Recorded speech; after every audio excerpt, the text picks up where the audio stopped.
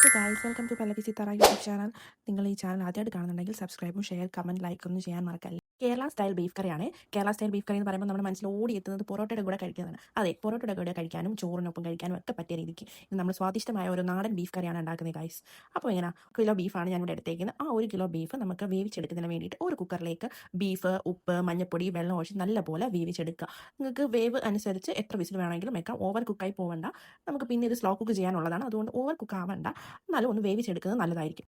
ഒരു പാൻ ചൂടായി വരുമ്പോഴത്തേക്ക് അതിലേക്ക് 2 ടേബിൾ സ്പൂൺ ഓയിലും ജീരകവും കറിവേപ്പിലയും പച്ചമുളകും ഇട്ട് മൂപ്പിച്ചെടുക്കാം. അതിനുശേഷം ഇതിലേക്ക് കൊച്ചുള്ളിയും സവാളയും സ്ലൈസ് ചെയ്തത് നല്ലപോലെ വഴറ്റിയെടുക്കുക. ഒരു ബ്രൗൺ കളർ ആവുന്ന വരെ വഴറ്റിയെടുത്തതിന് ശേഷം അതിലേക്ക് ഇഞ്ചി വെളുത്തുള്ളി പേസ്റ്റും കൂടെ ആഡ് ചെയ്ത് നല്ലപോലെ മൂപ്പിച്ചെടുക്കുക.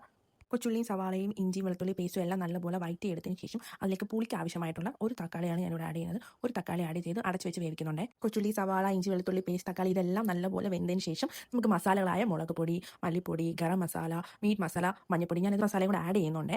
ടേസ്റ്റ് വ്യത്യാണ്ടിയിട്ടാണ്. അപ്പോൾ നമുക്ക് നല്ലപോലെ ഇളക്കി കൊടുത്തതിന് ശേഷം നല്ലപോലെ പച്ചമണം മാറുന്ന വരെ ഇളക്കി കൊടുത്തതിന് ശേഷം നമുക്ക് ഇതിലേക്ക് വേവിച്ച് വെച്ച ബീഫ് ഒഴിക്കാമേ. ഞാൻ ഇതിനകത്ത് ബീഫിന് കുറച്ച് അല്പം കൂടുതൽ വെള്ളം കൂടെ ഒഴിച്ചിട്ടുണ്ട്. എനിക്ക് കുറച്ച് ഗ്രേവി വേണം എന്നുള്ളത് കൊണ്ടാണ് ഞാൻ ഇവിടെ വെള്ളം ഒഴിച്ചത്. നിങ്ങൾക്ക് ഗ്രേവി വേണ്ടെങ്കിൽ ഇത്രയും വെള്ളത്തിൻ്റെ ആവശ്യമില്ല.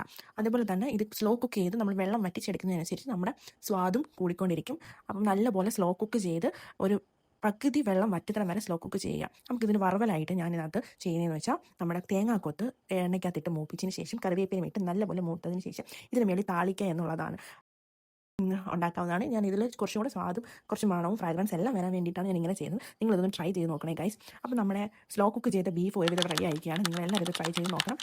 Thank you for watching.